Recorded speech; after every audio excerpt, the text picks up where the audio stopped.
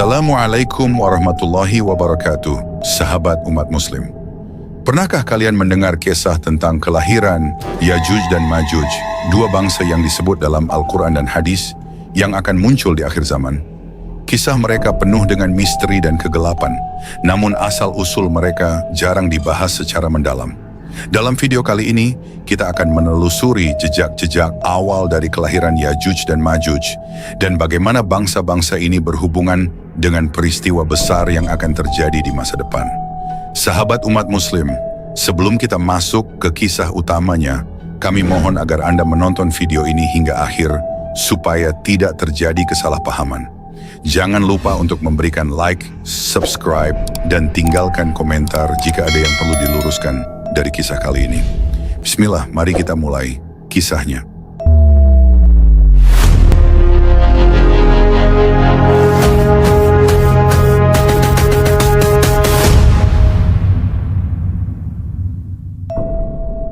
Nabi Nuh alaihissalam adalah seorang nabi yang dikenal memiliki usia yang sangat panjang, mencapai 950 tahun. Dalam perjalanan hidupnya, Nabi Nuh alaihissalam dikaruniai anak laki-laki, Ham, Sam, dan Yafits. Dari keturunan mereka inilah, umat manusia berkembang menjadi berbagai bangsa dengan sifat dan karakter yang berbeda-beda. Ham, anak pertama, menurunkan bangsa Habsyi dan Zangi yang dikenal dengan kulit mereka yang gelap. Sam, anak kedua, menjadi leluhur bangsa Arab, Romawi, dan Ajam. Sedangkan Yafits, anak ketiga, memiliki keturunan yang disebut sebagai bangsa Turki barbar, Mongol, serta dua bangsa yang menakutkan, Yajuj dan Majuj. Namun, tidak semua sejarah ini hanya sekadar garis keturunan yang normal. Ada kisah yang lebih kelam, lebih dalam, mengenai bagaimana Yafits melahirkan keturunan yang tidak biasa, yakni golongan manusia yang kuat, brutal, dan liar. Golongan ini bukan hanya sekadar manusia biasa, mereka memiliki kekuatan luar biasa dan menjadi ancaman besar bagi umat manusia. Yafits memiliki seorang anak bernama A'aj, yang kemudian melahirkan A'uj. Dari A'uj lahirlah Unuk, sosok yang disebut-sebut sebagai manusia raksasa, makhluk besar dengan ukuran tubuh yang jauh melampaui manusia biasa. Menurut riwayat, Unuk dikenal sebagai seorang yang sangat kuat, bahkan mampu berjalan melintasi benua hanya dengan beberapa langkah. Dia bisa menyentuh langit dengan tangannya dan mencabut pohon terbesar di Mesir hanya dengan satu gerakan tangan. Ketika Nabi Nuh diperintahkan oleh Allah Subhanahu wa Ta'ala untuk membangun bahtera raksasa guna menyelamatkan umatnya dari banjir besar, Unuklah yang diminta oleh Nabi Nuh untuk mengambil kayu dari pohon terbesar di Mesir. Unuk dengan tubuh raksasanya melakukan perintah itu tanpa kesulitan. Namun meskipun memiliki tubuh yang besar, Unuk tidak memiliki kecerdasan dan kebijaksanaan seperti Nabi Nuh alaihissalam. Dia lebih dikenal sebagai makhluk yang cenderung bertindak impulsif dan egois tanpa memikirkan dampak tindakannya terhadap orang lain. Saat banjir besar terjadi, air yang menenggelamkan dunia tidak mampu menenggelamkan Unuk. Tubuhnya yang sangat besar memungkinkannya untuk tetap berdiri di tengah-tengah lautan. Hanya puncak kepalanya yang menyembul di atas air. Meskipun banyak yang tenggelam, termasuk mereka yang menolak mengikuti Nabi Nuh, Unuk tetap bertahan. Gunung Ararat, yang merupakan salah satu gunung tertinggi di dunia, hanya menyisakan puncaknya yang kelihatan, dan Unuk berdiri di sana seperti raksasa penjaga. Namun meskipun tubuhnya selamat, jiwa Unuk tidak terlepas dari kekosongan. Kehidupannya yang panjang membuatnya kehilangan makna. Ketika zaman berganti dan generasi manusia baru bermunculan, Unuk mulai merasakan kehampaan yang mendalam. Seiring dengan berjalannya waktu, dia merasa semakin terisolasi dari dunia manusia, dan hal ini membuatnya mencari cara untuk tetap relevan. Di suatu masa, Unuk tiba-tiba muncul di negeri Rum, sebuah kerajaan yang megah dan penuh dengan kekayaan. Dengan langkah besar dan suaranya yang menggema, dia datang menghadap raja negeri tersebut. Unuk menginginkan sesuatu yang aneh dan tak masuk akal. Dia meminta seorang gadis sebagai pendampingnya. Gadis yang dia inginkan tentu harus sesuai dengan ukurannya yang raksasa. Raja negeri Rum yang tidak pernah menghadapi permintaan seperti itu sebelumnya, terkejut dan panik. Wajahnya pucat, tangannya bergetar. Bagaimana mungkin mencarikan seorang gadis yang sebesar Unuk? Tak ada manusia biasa yang bisa sebanding dengan makhluk raksasa ini. Namun Unuk bukanlah makhluk yang bisa diabaikan begitu saja. Dengan suaranya yang menggema di seluruh penjuru istana, dia mengancam akan menenggelamkan seluruh negeri Rum jika keinginannya tidak dipenuhi. Jika engkau tidak bisa memenuhi keinginanku, wahai raja, Unuk menggeram, akan aku tenggelamkan seluruh negerimu dengan air laut ini. Tidak akan ada yang tersisa. Raja, dalam ketakutan merasakan jantungnya berdetak kencang. Dia tahu bahwa Unuk tidak sedang bercanda. Dengan pikiran yang cepat, Raja meminta waktu untuk memenuhi permintaan Unuk. Dia berjanji untuk mencarikan gadis yang diinginkan oleh makhluk raksasa itu. Namun dia membutuhkan waktu. Berikan aku waktu, wahai Unuk, kata Raja dengan nada merendah. Berikan aku 12 tahun. Dalam waktu itu aku akan memastikan engkau mendapatkan gadis yang sesuai dengan keinginanmu. Unuk dengan kesabaran yang tidak biasa mengangguk setuju. Dia tahu bahwa Raja tidak mungkin menipunya. Jika dalam 12 tahun permintaannya tidak terpenuhi, maka dia akan menenggelamkan seluruh negeri dengan amarahnya. Selama berbulan-bulan, Raja yang bijaksana itu memutar otak demi menyelamatkan kerajaannya dari ancaman Unuk, raksasa yang tak tertandingi. Unuk bukan hanya ancaman bagi rakyat, tetapi juga bagi kestabilan seluruh wilayah. Setiap kali ia datang, ia menuntut yang mustahil dan mengancam akan menghancurkan kerajaan jika keinginannya tak terpenuhi. Dalam kegelisahan itu, sebuah rencana besar mulai dijalankan. Membuat patung raksasa yang menyerupai gadis cantik untuk memuaskan hasrat Unuk. Raja mengumpulkan semua ahli pemahat terbaik dari penjuru negeri.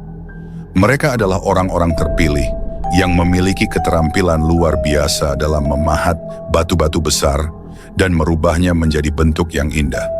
Tugas yang mereka terima bukanlah hal yang mudah. Mereka diperintahkan untuk memahat gunung batu menjadi patung gadis yang sempurna, sebuah mahakarya yang tak hanya indah tapi juga harus menggairahkan. Raja memberikan mereka waktu 12 tahun untuk menyelesaikan pekerjaan itu. Sebuah batas waktu yang tampaknya terlalu panjang, tetapi dengan ukuran patung yang setinggi gunung, mereka tahu bahwa ini bukanlah pekerjaan biasa. Hari demi hari suara palu menghantam batu-batu keras terdengar bergema di seluruh kerajaan. Para pemahat bekerja siang dan malam, tanpa henti. Mereka tahu bahwa nasib kerajaan terletak di tangan mereka. Tak ada ruang untuk kesalahan. Setiap lekukan wajah, setiap lipatan tubuh patung harus dibuat dengan sempurna. Patung itu bukan sekadar karya seni, tapi juga harapan terakhir untuk melawan ancaman Unuk. Setelah 12 tahun berlalu, akhirnya patung itu selesai. Sebuah karya monumental yang menjulang tinggi, menyerupai gadis cantik yang tidur terlentang.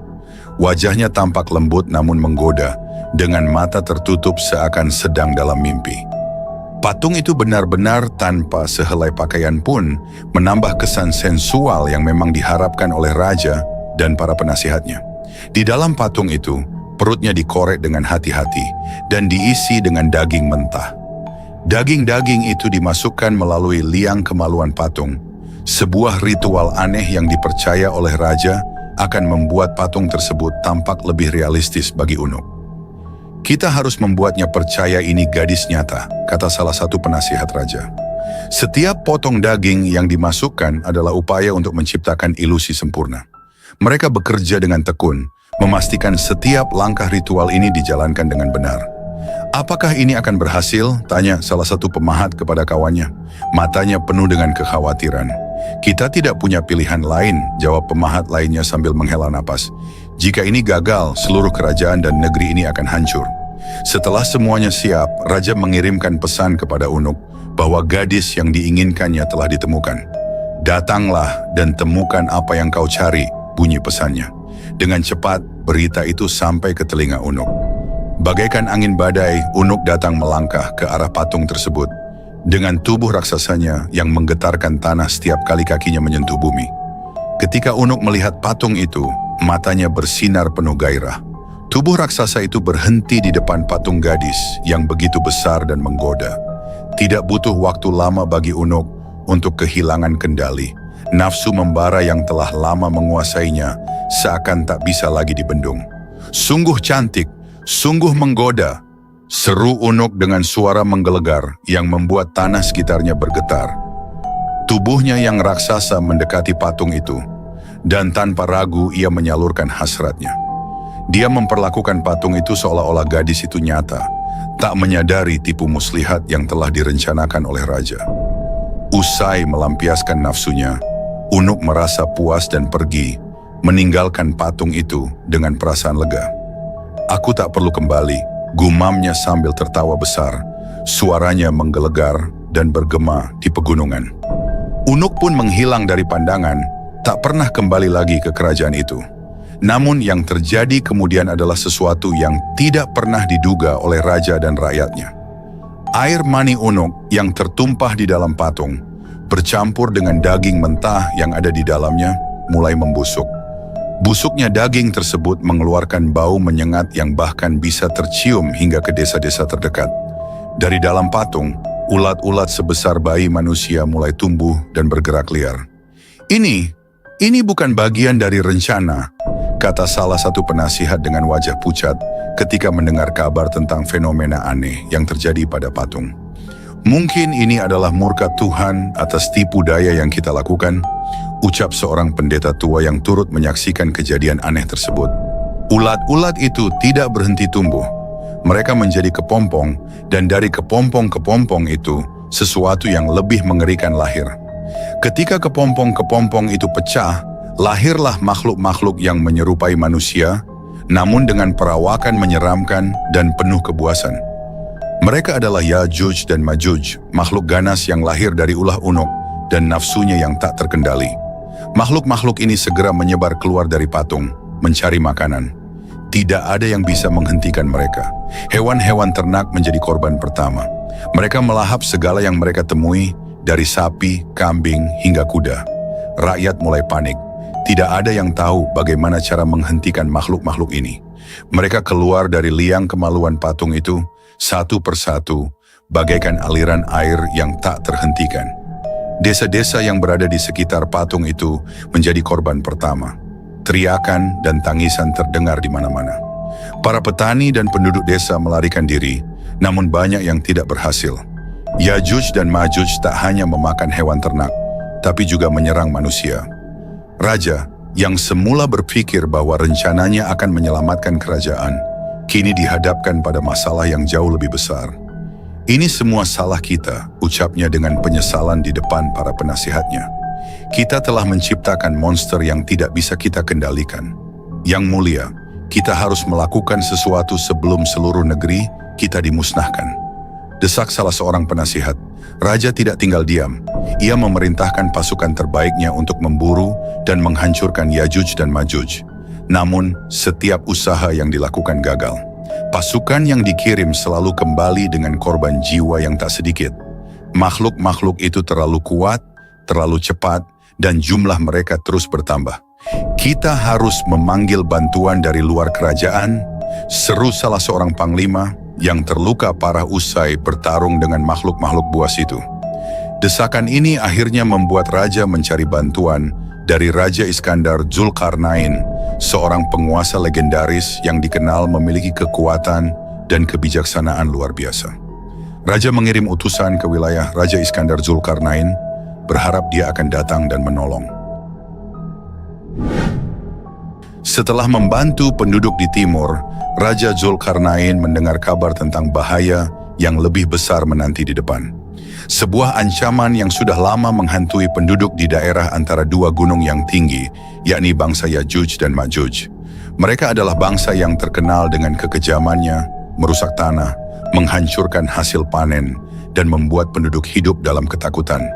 Mendengar kabar itu, Raja Zulkarnain segera mengarahkan pasukannya menuju wilayah yang dimaksud.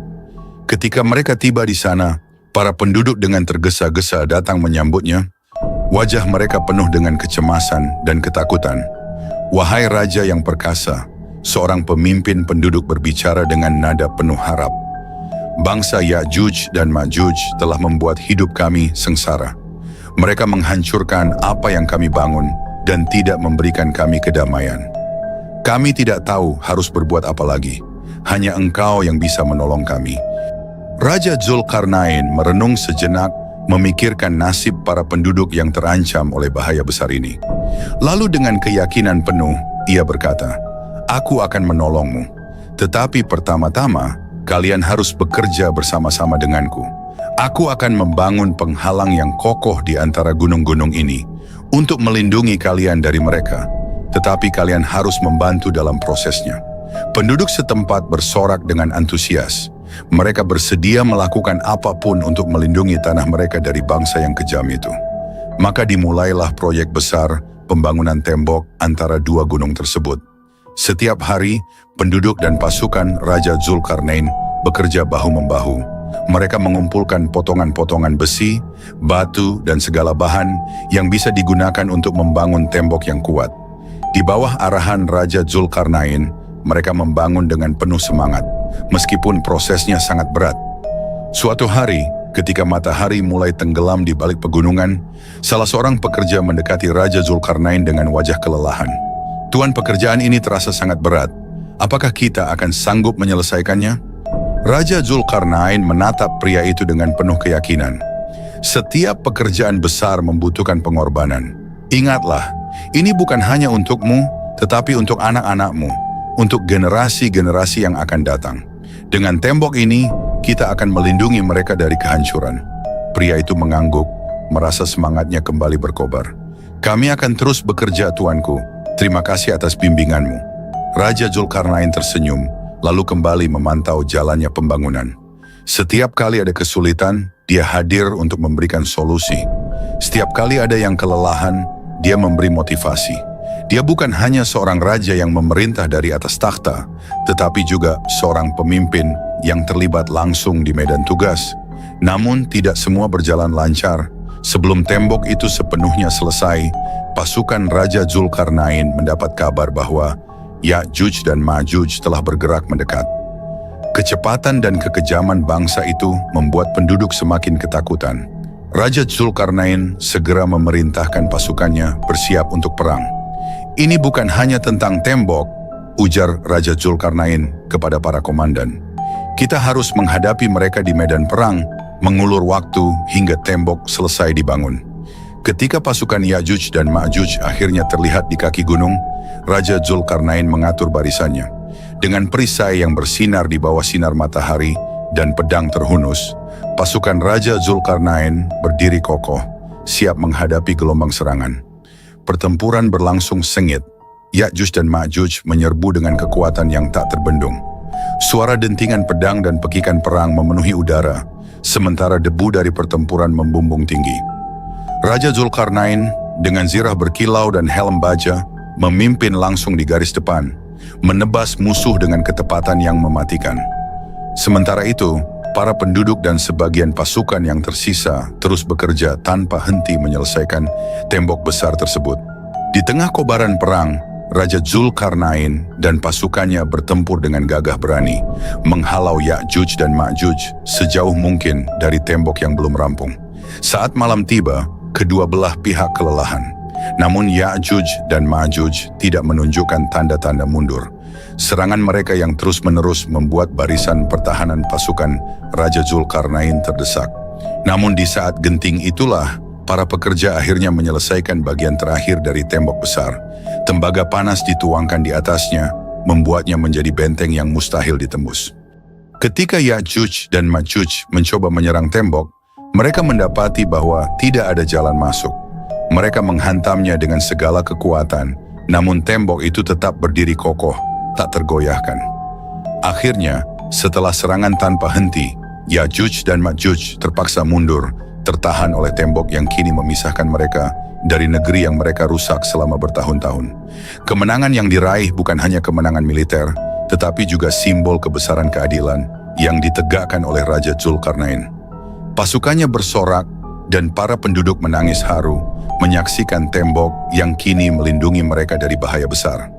Raja Zulkarnain berdiri di depan tembok yang baru selesai dibangun, memandang ke arah pegunungan di mana Ya'juj dan Ma'juj terperangkap. Ia menarik napas dalam, menyadari bahwa misi besarnya telah tercapai. Dengan tembok yang kokoh itu, negeri-negeri di timur akan hidup dalam damai untuk waktu yang lama. Ini bukanlah kemenangan untuk kita, kata Raja Zulkarnain kepada pasukannya yang berkumpul di sekitarnya. Ini adalah kemenangan bagi mereka yang kita lindungi dan kemenangan bagi keadilan yang harus kita tegakkan di seluruh penjuru bumi. Setelah tembok itu berdiri kokoh, Raja Zulkarnain berbicara kepada rakyat di daerah tersebut. Ini adalah perlindungan yang Allah berikan kepada kalian. Tapi ingatlah, suatu hari nanti Ya'juj dan Ma'juj akan keluar lagi ketika waktunya tiba, sebagaimana telah ditetapkan oleh Allah. Sampai saat itu, tetaplah berpegang teguh kepada kebenaran dan jangan berbuat zalim kepada sesama. Dengan amanat itu, Raja Zulkarnain meninggalkan mereka, melanjutkan perjalanannya untuk menyebarkan keadilan dan kebaikan di dunia. Ia tahu bahwa setiap perjalanan membawa tantangan baru, tetapi dengan iman yang kuat dan kebijaksanaan, ia siap menghadapi segala sesuatu yang akan datang. Di dalam kegelapan goa, Ya'juj dan Ma'juj tidak pernah berhenti. Setiap hari pemimpin mereka berdiri di depan mereka dengan tangan terkepal, memimpin serangan tak kenal lelah terhadap tembok itu. Hari ini adalah hari kita akan berhasil, seru pemimpin mereka, memompa semangat para pengikutnya. Kita telah mendekati kebebasan. Dengan raungan yang menggelegar, mereka mulai melubangi tembok sekali lagi. Suara dentuman keras terdengar ketika tangan mereka yang kuat menghantam besi dan timah. Peluh mengalir dari tubuh mereka yang besar, namun mereka tidak menunjukkan tanda-tanda kelelahan. Mereka adalah makhluk yang penuh dengan kekuatan liar, nafsu kebebasan yang tak terbendung.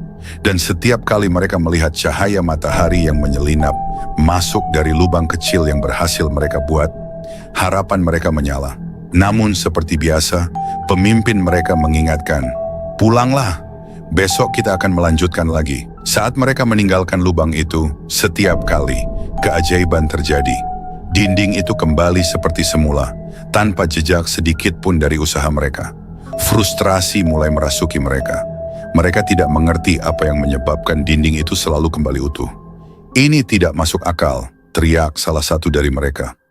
"Apa gunanya kita bekerja keras setiap hari jika hasilnya selalu sia-sia?"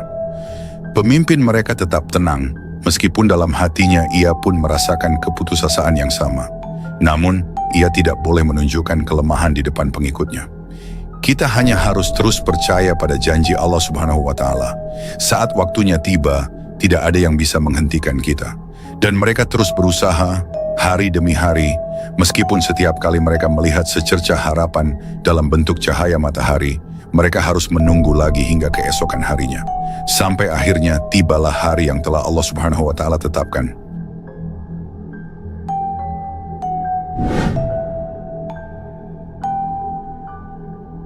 Setelah Dajjal terbunuh oleh Nabi Isa alaihissalam dan umat Islam merasakan kemenangan besar, langit yang semula cerah seketika berubah kelam. Kegembiraan yang singkat itu segera diiringi dengan ketakutan yang lebih mencekam. Di ujung cakrawala, angin kencang yang membawa debu, dan teriakan-teriakan kesakitan mengisyaratkan datangnya bencana baru yang lebih dahsyat. Dari kejauhan, terdengar gemuruh kaki-kaki yang menghentak bumi, bagai gelombang pasukan yang tak terbendung. Itulah mereka, Ya'juj dan Ma'juj, makhluk perusak yang telah lama dinubuatkan dalam hadis-hadis Rasulullah Shallallahu Alaihi Wasallam. Benteng yang selama ini menahan Ya'juj dan Ma'juj yang dibangun dengan kekuatan luar biasa oleh Raja Zulkarnain kini telah runtuh. Dinding baja dan besi yang memisahkan mereka dari dunia luar telah hancur dan pintu gerbang kehancuran pun terbuka lebar. Dari balik reruntuhan itu, keluar makhluk-makhluk yang jumlahnya tak terhitung banyaknya. Mereka berdesakan, menumpuk satu sama lain, dengan wajah yang dipenuhi kebencian dan dahaga akan kehancuran. Mereka bergerak bagai banjir bandang, mengalir deras tanpa henti, menyapu bersih segala yang ada di hadapan mereka. Ya'juj dan Ma'juj tidak mengenal belas kasihan. Mereka menyerbu desa-desa, kota-kota, dan padang rumput, membunuh semua yang mereka temui, baik manusia, hewan, atau tanaman. Mereka merampas setiap jengkal tanah, meminum habis air sungai dan danau, membuat bumi gersang seketika. Kebun-kebun yang sebelumnya hijau dan subur berubah menjadi lahan tandus yang berdebu, dipenuhi reruntuhan dan tulang belulang. Tidak ada yang bisa lolos dari cengkeraman mereka. Binatang-binatang peliharaan seperti kambing dan sapi yang dulu menjadi sumber penghidupan umat manusia, kini habis dimangsa tanpa sisa. Jumlah Ya'juj dan Ma'juj sungguh di luar batas imajinasi banyaknya. Tiap individu dari mereka tidak akan mati sebelum melahirkan 1000 keturunan. Mereka berkembang biak begitu cepat, menjadikan jumlah mereka semakin tak terhitung. Di setiap sudut bumi, mereka menyebar dan menghancurkan, merusak apapun. Mereka tidak hanya melahap hewan-hewan yang ada, tetapi juga menghabiskan seluruh sumber daya alam. Gunung-gunung yang dulunya megah penuh dengan sumber makanan, dan hewan-hewan kini rata dengan tanah. Hutan-hutan yang rimbun berubah menjadi lahan kosong. Ya'juj dan Ma'juj adalah wabah yang tidak bisa dihentikan oleh tangan manusia. Air sungai-sungai yang dulu mengalir jernih, kini surut dan mengering. Setiap kali Ya'juj dan Ma'juj menemukan sumber air, mereka akan meminum habis hingga tak tersisa setetes pun. Sungai-sungai yang megah, yang pernah menjadi sumber kehidupan bagi berbagai peradaban, kini menjadi sungai kering yang hanya menyisakan lumpur di dasarnya. Danau-danau yang dulunya indah dan tenang berubah menjadi kawah kering yang tandus. Umat Islam yang baru saja merayakan kemenangan atas Dajjal, kini dihantui oleh rasa takut yang mendalam. Bahkan Imam Mahdi dan Nabi Isa alaihissalam pun tidak diberi perintah oleh Allah Subhanahu wa Ta'ala untuk memerangi Ya'juj dan Ma'juj secara langsung. Perintah yang datang adalah agar mereka dan umat Islam berlindung di gunung-gunung tinggi, menjauh dari amukan Ya'juj dan Ma'juj yang tak terhentikan. Saat itulah umat Islam dihadapkan pada ujian kesabaran yang begitu berat. Di lereng-lereng gunung yang curam, umat Islam berkumpul dalam kelompok-kelompok kecil, hidup dalam rasa takut yang mencekam. Langit selalu gelap oleh awan tebal, seolah menandakan bahwa bencana ini akan terus berlangsung. Dari atas gunung, mereka bisa melihat kehancuran yang ditimbulkan oleh Ya'juj dan Ma'juj di bawah sana. Asap hitam membubung tinggi, mencemari udara, sementara jeritan-jeritan mengerikan terdengar di kejauhan, menambah horor yang sudah mereka rasakan. Di puncak-puncak gunung, Nabi Isa alaihissalam dan Imam Mahdi memimpin umat Islam dalam doa dan zikir yang tiada henti. Hanya kepada Allah Subhanahu wa Ta'ala mereka memohon perlindungan. Meski hati mereka dipenuhi kecemasan, iman mereka tetap teguh. Mereka percaya bahwa pertolongan Allah Subhanahu wa Ta'ala pasti akan datang. Meski ujian ini terasa begitu berat. Banyak yang jatuh sakit karena kelaparan dan kehausan, sementara yang lain menyerah pada keputusasaan. Namun Nabi Isa alaihissalam terus mengingatkan mereka untuk bersabar dan percaya bahwa Allah Subhanahu wa Ta'ala tidak akan meninggalkan hambanya. Hari demi hari berlalu dalam kesunyian dan ketegangan. Tidak ada yang tahu kapan bencana ini akan berakhir. Dan Ya'juj dan Ma'juj terus menyebar tanpa henti. Dunia terasa semakin sempit, dan umat Islam merasa seperti sedang berada di ujung jurang kehancuran. Namun, Nabi Isa alaihissalam dan Imam Mahdi tidak henti-hentinya mengajak umat untuk terus memohon pertolongan Allah Subhanahu wa Ta'ala. Di tengah malam yang dingin dan gelap, lantunan doa mereka menggema, menyentuh langit dan menembus keheningan. Waktu berlalu dalam ketegangan yang mencekam. Umat Islam yang dipimpin oleh Nabi Isa alaihissalam dan Imam Mahdi terus berlindung di puncak-puncak gunung, sementara di bawah sana, Ya'juj dan Ma'juj terus menyebar ke seluruh penjuru bumi, menghancurkan apa saja yang tersisa. Jumlah mereka begitu banyak dan tak terbendung, sementara umat manusia merasa seolah-olah harapan telah lenyap. Tidak ada yang bisa menghentikan mereka. Setiap hari dari kejauhan, umat Islam mendengar gemuruh suara Ya'juj dan Ma'juj yang memecah keheningan malam. Seakan bumi ini akan ditelan oleh kekuatan gelap yang tak terkendali. Namun, keajaiban Allah Subhanahu wa Ta'ala selalu datang di saat yang tepat. Ketika Ya'juj dan Ma'juj telah menyebar sedemikian luas, dan hampir tidak ada lagi makhluk hidup yang tersisa untuk mereka hancurkan, Allah Subhanahu wa Ta'ala menurunkan takdirnya yang luar biasa. Di tengah kerusakan yang tak terbayangkan, dengan bumi yang tandus dan air yang mengering, Ya'juj dan Ma'juj mulai melambat. Mereka telah kehabisan target, tidak ada lagi manusia, hewan, atau tanaman untuk mereka serang. Pada saat itulah, Allah Subhanahu wa Ta'ala memulai rencananya untuk mengakhiri mimpi buruk ini. Langit tiba-tiba berubah menjadi kelam, tidak ada angin, tidak ada gerakan. Sebuah ketenangan yang aneh meliputi bumi yang telah terkoyak. Di bawah, ribuan, jutaan Ya'juj dan Ma'juj yang tersisa mulai merasakan sesuatu yang tidak biasa. Mereka yang biasanya begitu kuat dan tak terkalahkan, mulai menunjukkan tanda-tanda kelemahan. Dari leher-leher mereka muncul wabah mengerikan yang tak bisa mereka hindari. Wabah ini bukanlah serangan biasa. Allah Subhanahu wa Ta'ala mengutus ribuan ulat kecil yang tiba-tiba muncul dari tanah. Ulat-ulat itu merayap dengan cepat, menyerang Ya'juj dan Ma'juj dengan tak terhentikan. Masing-masing ulat menggigit leher mereka, mematikan dengan cepat dan tepat. Wabah ini begitu hebat, sehingga dalam hitungan menit, Ya'juj dan Ma'juj yang semula tak terkalahkan, terkapar di atas tanah, tak lagi berdaya. Tubuh mereka yang besar dan kuat runtuh satu persatu seperti pohon yang ditebang. Tangisan, jeritan, dan deru kematian terdengar dari semua penjuru, menandakan bahwa saat kehancuran Ya'juj dan Ma'juj telah tiba. Dari tempat persembunyian mereka di puncak gunung, umat Islam menyaksikan peristiwa ini dengan rasa takjub dan ketakutan yang mendalam. Mereka menyaksikan dengan mata kepala mereka sendiri bagaimana makhluk yang selama ini mereka anggap tak terkalahkan, yang menyebar teror di seluruh bumi, akhirnya takluk oleh makhluk sekecil ulat atas kehendak Allah Subhanahu wa Ta'ala. Ketika wabah ulat itu telah menyelesaikan tugasnya, bumi penuh dengan bangkai Ya'juj dan Ma'juj. Tubuh mereka yang begitu banyak menutupi seluruh daratan, memenuhi lembah, pegunungan, dan bahkan dataran luas. Bau busuk mulai menyebar ke udara, memualkan dan tak tertahankan. Bumi tampak seperti lautan bangkai yang mengerikan. Tempat tidak ada kehidupan yang bisa bertahan. Namun Allah Subhanahu wa Ta'ala yang Maha Kuasa tidak membiarkan bumi ini tenggelam dalam kehancuran selamanya. Setelah Ya'juj dan Ma'juj dimusnahkan oleh wabah, Allah Subhanahu wa Ta'ala mengutus pertolongan lain. Dari langit, ribuan burung besar tiba-tiba muncul, terbang dalam formasi yang rapi dan mengerikan. Burung-burung itu sebesar unta, dengan sayap yang membentang lebar dan kekuatan yang luar biasa. Burung-burung ini bukanlah burung biasa.